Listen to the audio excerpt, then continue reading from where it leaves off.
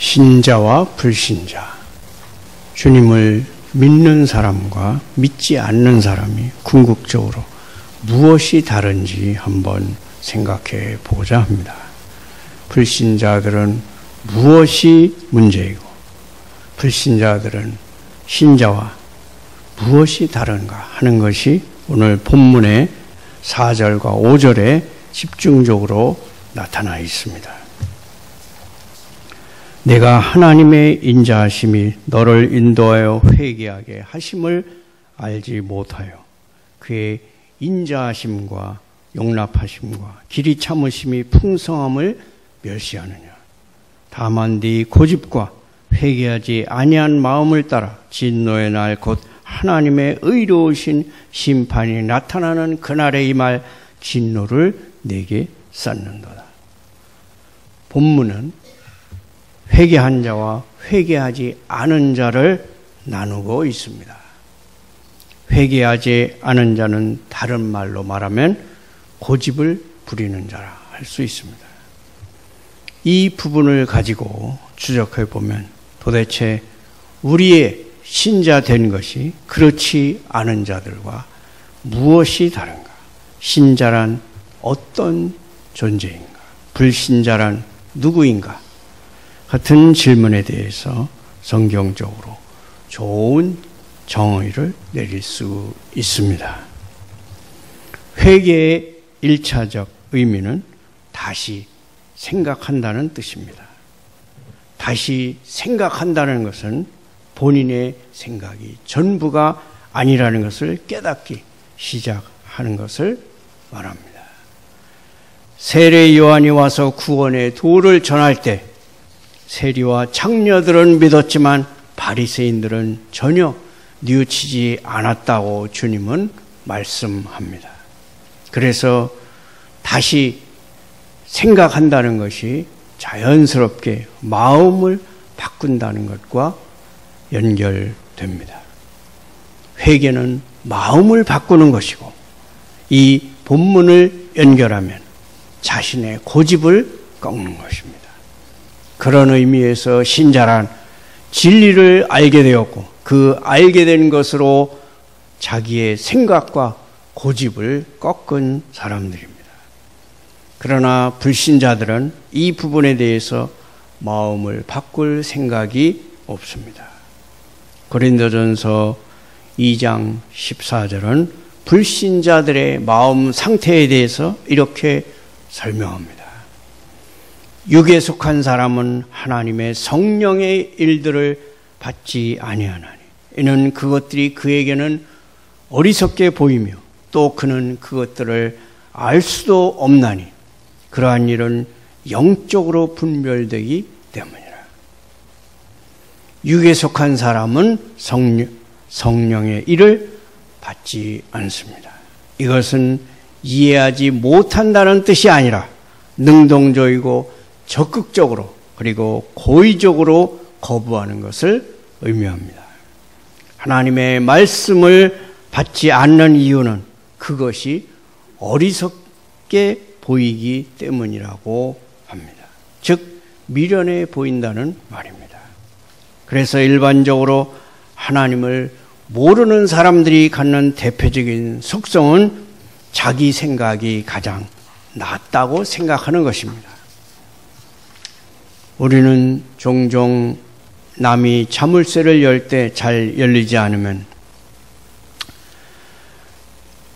자기도 한번 해보겠다고 하며 나섭니다. 그리고 옆에 있던 사람들이 다 한 번씩 해보고 나서야 안 되는구나 하고 말합니다. 남이 안 되는 것을 보고 금방 안 되는구나 하고 물러서는 사람은 없습니다. 자기가 해봐야 직성이 풀립니다. 그런데 이런 인간의 속성이 하나님을 생각하지 않고 하나님에 대해 무시하는 것으로 나타납니다. 심지어 무엇이 진리인 줄 알아도 그에 따라서 행동하지 않습니다. 훨씬 무지하고 미련하며 고집스럽습니다. 하나님에 대한 것도 자신을 기준으로 생각하기 때문에 자기가 이렇게 저렇게 요구하는 것과 맞지 않는 것에 대해 적대감을 갖는 것이 사람입니다. 평소에는 하나님에 대해서 생각하지도 않을 뿐더러 혹시 하나님에 대한 생각을 하게 되어도 하나님은 매우 불공평하고 변덕스럽다고 생각합니다. 내가 필요할 때는 안 찾아오시고 필요 없을 때는 찾아오시는 분. 악인들은 잘되게 내버려 두시고 내가 어쩌다 한번 맘먹고 착하게 살려고 하면 어려운 일을 주시는 분. 일하시는 것이 일관성이 없고 공정하지 않으신 분. 이런 식으로 하나님을 치부해버리는 마음이 있습니다. 그런 마음으로 왜 하나님은 이를 이렇게 하실까라는 질문을 흔히 합니다.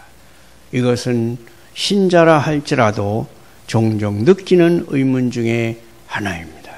하나님은 왜 이렇게 하실까? 왜 이런 어려운 일, 이런 큰 병을 나에게 주실까? 그 질문에는 적의가 내포되어 있습니다. 하나님을 믿고 싶지 않은 것입니다. 이것은 일종의 고의적이고 의도적인 신성 모독입니다.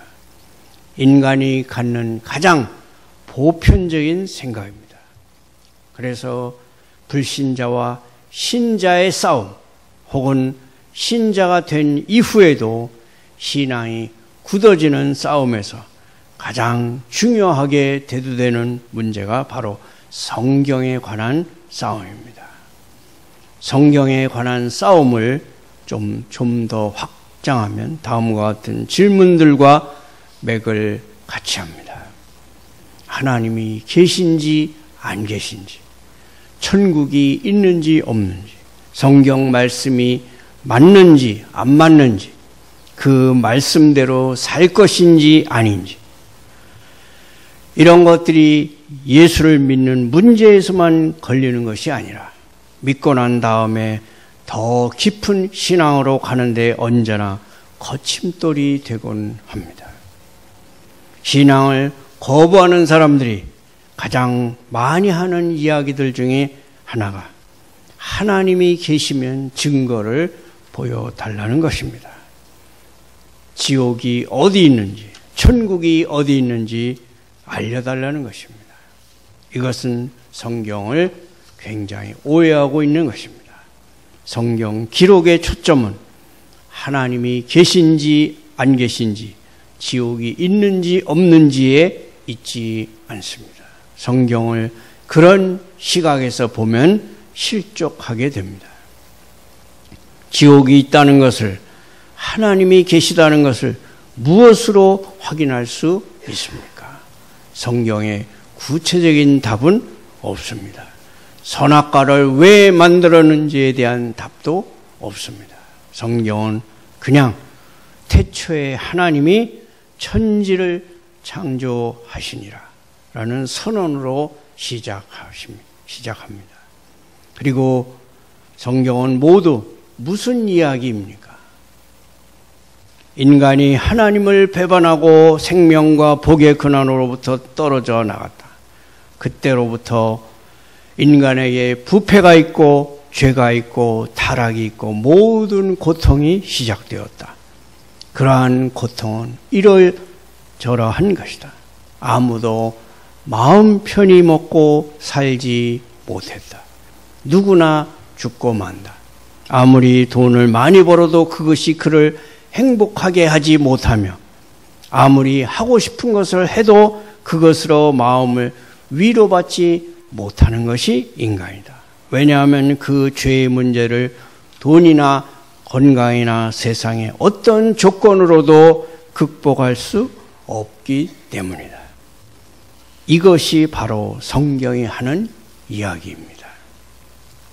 성경은 우리가 걸린 병이 무엇이고 그 병이 왜 생겼으며 그 병이 죽을 병이라는 것이 확실한데 그 증거가 무엇인지를 너무나 분명히 제시하고 있는 것입니다. 인간의 죄악된 현상에 대한 정확한 분석과 지적, 이것이 성경의 내용입니다. 성경은 말합니다. 너희는 중병에 걸렸다. 너희가 돌아와 고침받고 하나님께 구원받지 못하면 죽고 만다. 죽는 것이란 우리가 말하는 이 세상에서의 존재가 없어지는 것이 아니라 지옥에 가는 것이다. 영원한 형벌 속으로 들어가는 것이다. 돌아오라. 그리고 회개하라는 것입니다. 그런데도 인간은 무엇이라고 대답합니까? 나보다 더 악하게 살고 있는 저 사람들도 아직까지 잘 먹고 잘 살고 있는데 내가 왜 믿어야 합니까? 이런 식으로 성경의 요청을 거부합니다. 이것이 바로 성경이 이야기하는 초점입니다. 성경의 기록에서 가장 중요하게 강조하고 있는 바를 우리는 분명히 알아야 합니다. 인간이란 결국 성경의 경고에 대해 귀를 닫는 자란 말입니다. 고집을 부리고 듣지 않습니다. 고집이란 굳어진 마음이란 뜻입니다. 에베소서 4장에 보면 이것과 관련하여 적절한 표현이 나옵니다. 그러므로 내가 이것을 말하며 주 안에서 증언하노니 이제부터 너희는 이방인이 그 마음에 허망한 것으로 행함같이 행하지 말라. 그들의 총명이 어두워지고 그들 가운데 있는 무지함과 그들의 마음이 굳어짐으로 말미암아 하나님의 생명에서 떠나 있도다. 그들이 감각 없는 자가 되어 자신을 방탕에 방임하여 모든 더러운 것을 욕심으로 행하되. 이 말씀은 불신자의 일반적인 마음을 묘사하고 있습니다. 그들은 총명이 어두워져서 무지합니다. 하나님이 계시다는 것을 모릅니다. 따라서 하나님의 말씀을 들어도 무슨 말인지 모릅니다. 게다가 혹 깨닫는 마음이 있어서 무엇이 옳은지를 알아도 마음이 곧 굳어집니다. 옳은 것을 알아도 마음을 굳게 하고 거스르며 고집을 부립니다. 심지어 신앙생활을 하는 신자라 하더라도 때때로 병에 걸린 사람은 왜 나만 이렇게 살아야 하느냐고 고집을 부리기도 합니다. 우리는 죄악된 행위를 할 때 자기 행위를 정당화하려는 본능이 있습니다. 자기 생각을 꺾지 않습니다. 내게 잘못이 있다고 인정하지 않습니다. 이것이 우리가 갖는 생각입니다. 그래서 마음이 굳어진다는 것은 고집을 부린다는 것입니다. 예를 들어 태양빛이 장렬할 때 그 밑에 버터를 갖다 놓으면 녹습니다. 그러나 같은 곳에 진흙을 뭉쳐서 갖다 놓으면 녹지 않고 굳어집니다. 마음이 굳어진다는 것은 진흙이 햇볕 아래서 굳어지는 것과 같은 것입니다. 진리와 사실이 나타나면 그것을 깨닫는 것이 아니라 오히려 마음이 굳어지는 것입니다. 이것이 바로 인간이 예수 그리스도를 죽이기로 결정한 이유입니다. 예수님이 오시자 모두가 죄인이라는 것이 밝혀졌습니다. 그러자 마음이 높고 회개를 한 것이 아니라 오히려 그분을 몰아냈습니다. 이것은 아주 중요한 이야기입니다. 이러한 예화가 있습니다. 지지고 볶으며 사는 사람들이 사는 어떤 마을에 아주 좋은 부부가, 모범적인 부부가 이사 왔습니다. 남편이 가정을 잘 돌보고 부인도 정숙한 아주 모범적인 가정이 이사 온 것입니다. 그러자 마을 전체에 문제가 생겼습니다.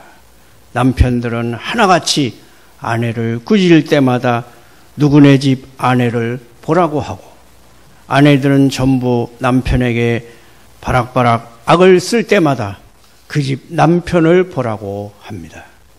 그래서 어떻게 되었을 것 같습니까? 온 마을이 회개하고 좋아진 것이 아니라 마을 회의를 열어서 그 부부를 쫓아냈습니다. 이것이 인간입니다. 우리는 주변에서 누군가가 바르고 검소하게 살면 그 사람을 내버려 둡니까? 안 내버려 둡니다. 그것이 우리 마음에 있는 고질적인 태도입니다. 신자와 불신자의 차이가 무엇입니까? 불신자는 끊임없이 하나님 탓을 합니다. 내가 하나님을 믿지 않는 것은 하나님이 죄를 만들고 환경을 이렇게 만들었기 때문이라고 말합니다.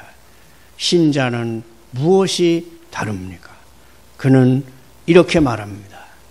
하나님, 이렇게 된 것은 전부 저의 책임입니다. 저의 죄 때문입니다. 제가 잘못한 것입니다.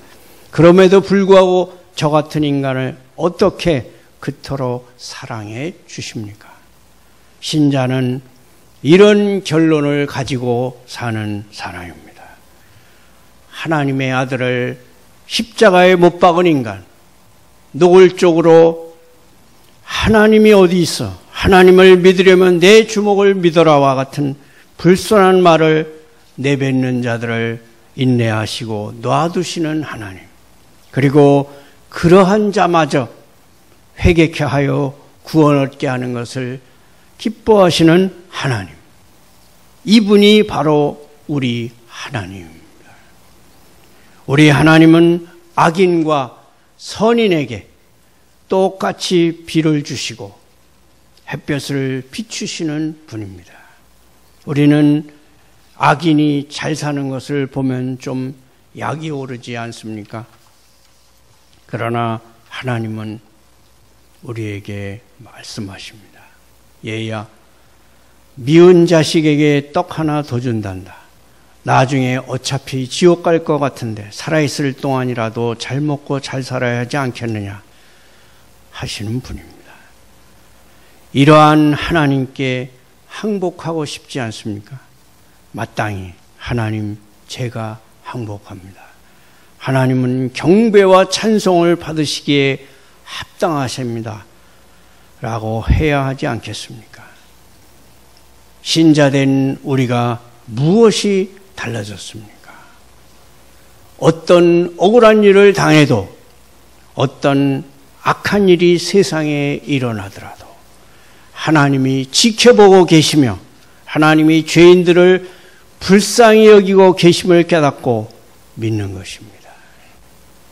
죄를 차마 못 보시는 하나님도 참고 계시는데 내가 누구라고 먼저 정죄를 할 수 있는가라는 마음을 갖게 된 것, 이것이 신자의 변화입니다. 세상을 하나님의 시각에서 보십시오. 이것이 신자가 빼앗겨서는 안 되는 시각이요, 신자된 자랑이요, 신자가 받는 복된 상입니다. 이 복과 이 시각을 가지고 하나님 앞에 무릎 꿇음으로써 하나님의 오래 참으심에 대해 감사하는 여러분 되시기를 축원합니다.